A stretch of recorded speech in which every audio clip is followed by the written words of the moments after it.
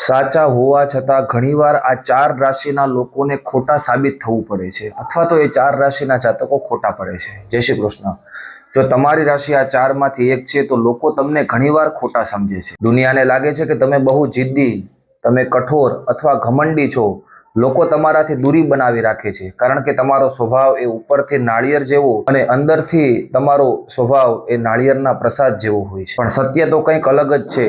આ ચાર રાશિઓ છે કે જેમના હૃદયમાં માયાળુ સ્વભાવ, એમના હૃદયની અંદર બધા પ્રત્યેની સારી ભાવના રહેલી હોય છે। જો તમે મુશ્કેલીમાં હોવ તો લોકો પોતાનું નુકસાન કરીને પણ તમારી મદદ કરી શકશે। આ ચાર રાશિઓને જાણતા પહેલા કોમેન્ટની અંદર જય શ્રી કૃષ્ણ જરૂરથી લખી દેજો। પહેલી રાશિ છે મેષ રાશિ, બીજી છે કર્ક રાશિ, ત્રીજી છે વૃશ્ચિક રાશિ અને ચોથી છે મીન રાશિ।